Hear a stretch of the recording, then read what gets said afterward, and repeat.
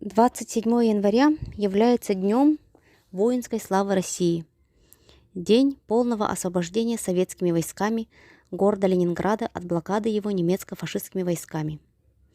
Символом блокадного ада стала Таня Савичева. Ей было 11 лет, когда началась война.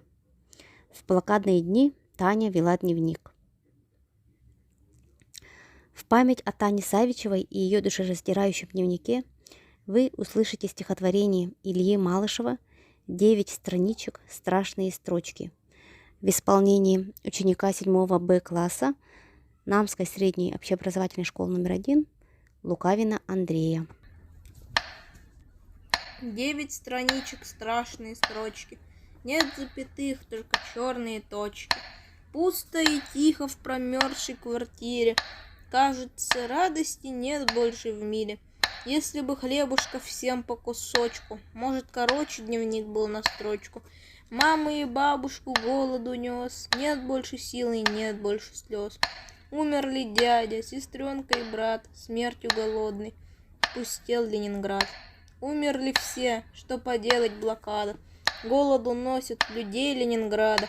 Тихо в квартире, в живых только Таня, в маленьком сердце столько страдания. Умерли все, никого больше нет, девочке Тане 11 лет.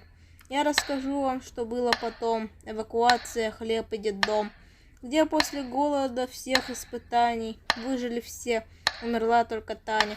Девочки нет, но остался дневник детского сердца, слезы и крик.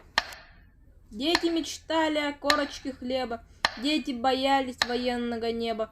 Этот дневник на процессе Нюрнбергском был документом страшным и веским. Плакали люди, строчки читая, плакали люди, фашизм проклиная. Танин дневник — это боль Ленинграда, но прочитать его каждому надо. Словно кричит за страницей страница, вновь не должно это все повториться.